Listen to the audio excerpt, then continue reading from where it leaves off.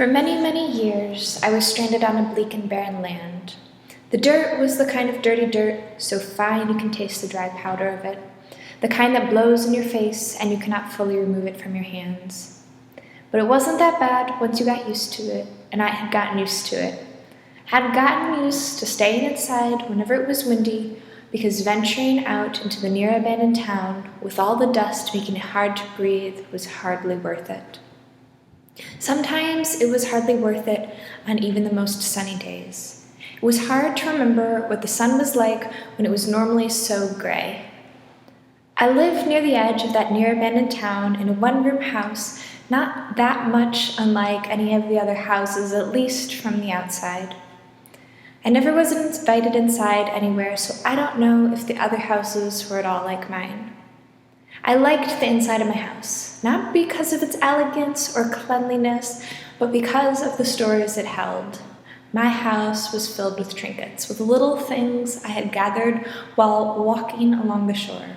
I was a beach wanderer, never venturing far into the water, maybe sometimes dipping my toes in for a moment. Walking the beaches. It was there that I found the trinkets. Pieces of sea glass blue and green, a little girl's bracelet, a woman's beautiful bracelet that I wore for an entire year, a strand of brown ribbon. Long strands of these colorful ribbons brought from the beach to color my home, in a way tracking the time I had lived there. My thoughts kept me company. Stories of other imaginary beings filled my mind. I sometimes got lost in these other worlds, imagining them, but knowing that they were completely of my own creation. I filled notebooks with these imaginary beings, their interactions and their towns, and it saddens me that I can no longer remember the name of my favorite imagined town. It's been years now since I left that notebook behind, the memories of that town fading quick. There was a wooden dock out to the water, a shaded garden with a swing hanging from a tree, a gardener, a young teacher, a family that lived on a boat, a family with a grown child writing letters back from Switzerland, a chemist, and young children beginning to learn English. But that world was not real. I was sitting there, watching it unfold in my mind as I walked by the water and sat watching the sunsets each night. My days tumbled, one over the other, kept inside and hazy because of the dust. I kept myself busy, always trying to learn new things, always trying to stop being the strange girl I was, always watching the people in the town, maybe wondering, maybe if I weren't so strange, maybe someone would please talk to me. Someone, please talk to me. The few other people in town were kept inside by the dust. It was easier if I stayed inside, collecting my trinkets and ribbons to remind me that there is meaning to this life. One day, just a few months before I was to turn 18, there was another being walking along the beach. He didn't look all that old, but I could tell that life had worn him down, a thick brown beard and less on his head, walking slowly with a crane, his free hand wrapped in bandages. He took a few steps at a time, looked out to the water, tears running down his face. I saw him every day for many months, although not once did we speak, each wanderers. I drew him designs in the sand, sometimes with tiny rocks, little vases filled with flowers. I like to think that he saw these hopeful messages I left him. He would sing quietly to himself. God only knows what I'd be without you. God only knows what I'd be without you. And I would sit there and listen and sometimes sing quietly along. God only knows what I'd be without you. But then he was gone, and all traces of him gone. No more footsteps to show that there was another being walking the beach with me. The dust had buried his soul, and he was gone. I sat and watched the sunset each night, tears running paths through the dirt caked on my face. The dust had buried his soul. God only knows what I'd be without you. The dust would bury my soul too. I cried for days. The dust would bury my soul too. The dust, it would bury my soul too. The dust would bury my home, and all of the memories held inside the dust would bury my soul too. I began walking further from my home and walking longer and longer along the shore.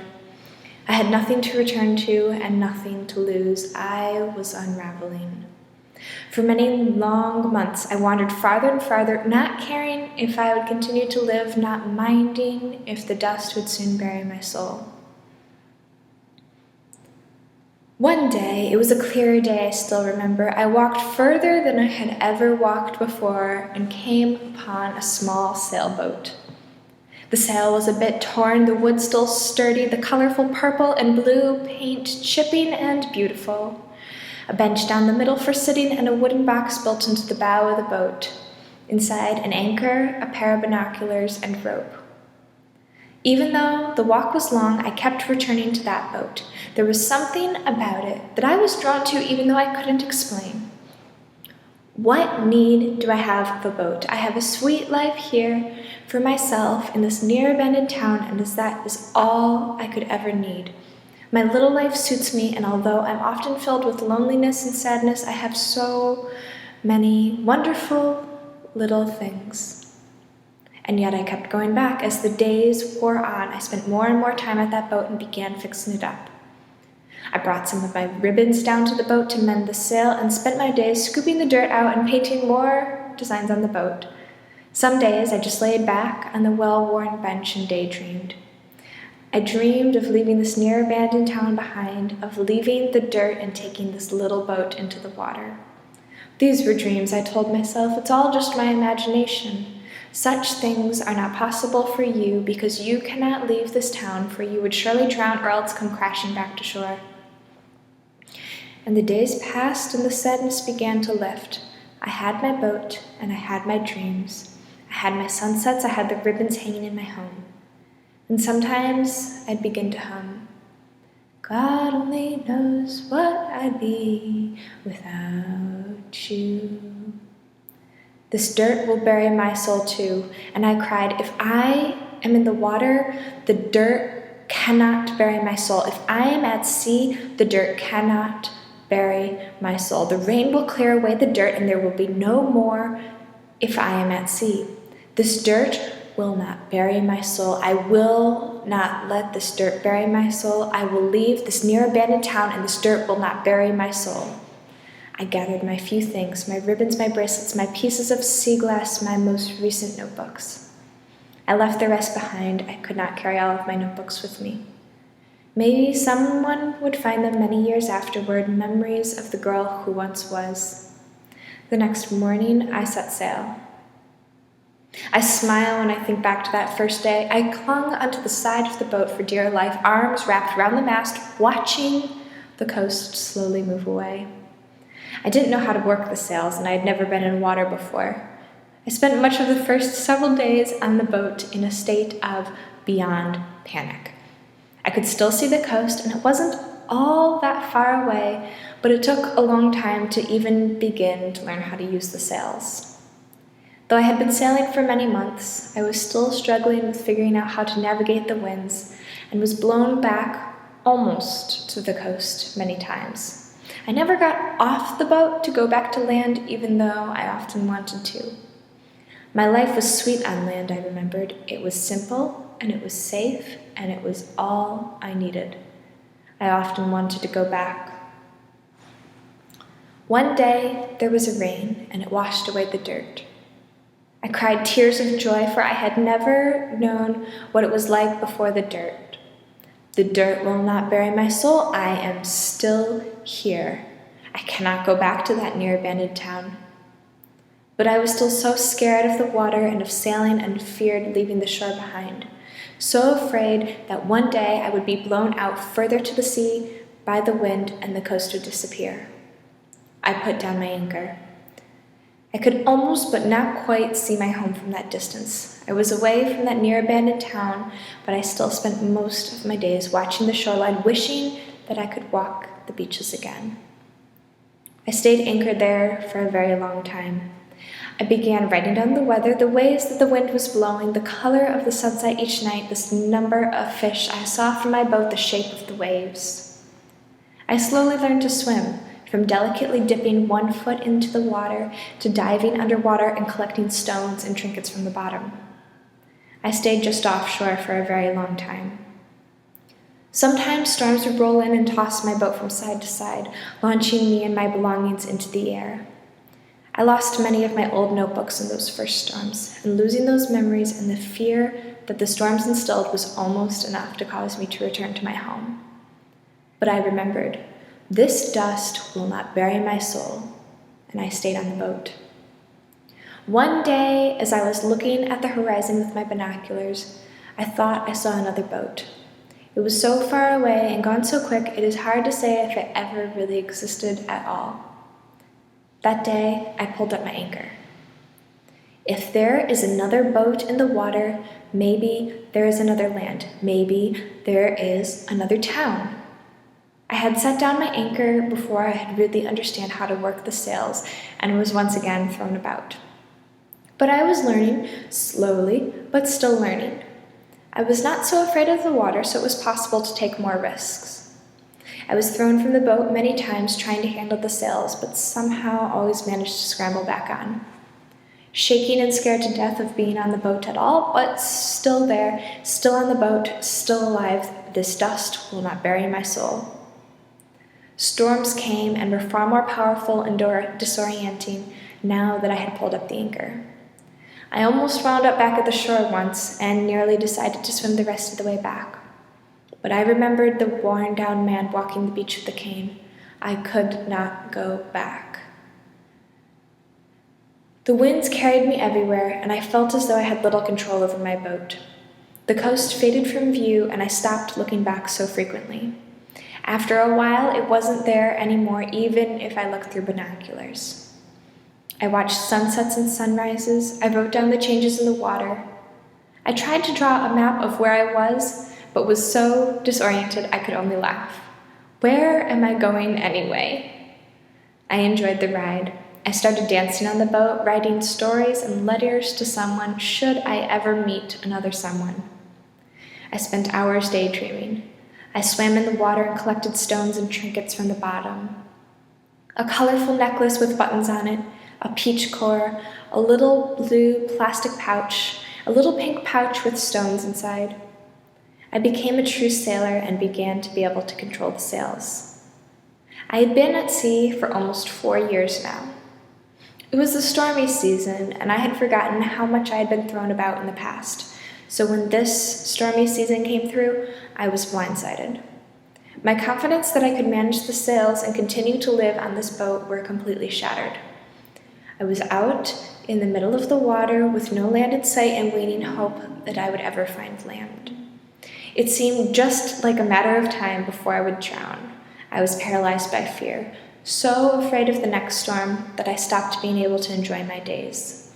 I sat on the boat and cried, thinking, the next storm that comes will carry me away and I'll be gone for forever. I could not move. One day, I got out my binoculars again. I watched the horizon in all directions, searching. I spent my days watching the horizon. Please let there be a sign. Please give me hope that there is a land somewhere, someone. Please help me. One morning, there was not just one boat, but 2 of them way far off in the distance. And that day there was good wind, and I could work the sails, and I followed after them. After 2 months of following them all day, trying desperately to keep up, a fleet of 28 boats came closer still this time. We were spread out and I was moving with them and had the sense that maybe I was moving toward land. Boats go to land, I want to go to land, and I am moving with them. I am moving toward land. I became worried each night when it was foggy that maybe they would disappear and I would lose them.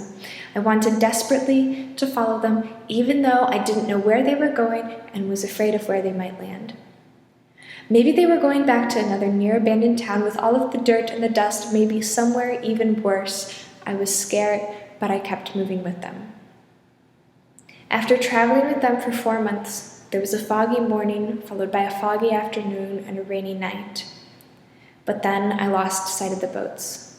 I thought, I am still in the middle of the water, and I didn't know where the boats were going, and I don't know where they are anymore, and there are storms, and I will surely drown out in this water. I shook with worry that no boats would ever come to help me again, and I wanted more than anything for someone to please help guide the way. I want to get to land, I cried. I want to get to land. I must get there, and I don't know which way it is. Out of fear of being tossed around by a storm and thrown back closer to where I began, I put down my anchor. Maybe this is close enough that one day the air will be clear enough that I can see land, or maybe there will be another boat that will come by and show me the way. The storms were not so bad, but I was distraught over still being in the middle of the water and not knowing where I was going or for how much longer I would be on the boat. I was growing weary.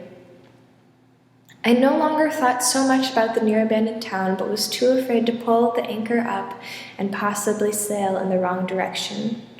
So I stayed in the middle of the water and grew more and more afraid and hopeless because I still did not know what the land would be like or if I would ever find it.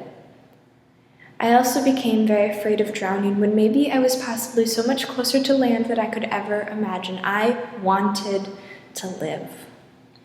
I began to repeat to myself, I'm still here, I'm still here. I found a rock on the bottom one day and drew a house on it. I am still here, I am safe. I held the rock during the storms. I began looking through my binoculars again, even though I called myself foolish for thinking that it would work after all this time. Somehow it did anyway. After a long time looking, I saw other boats.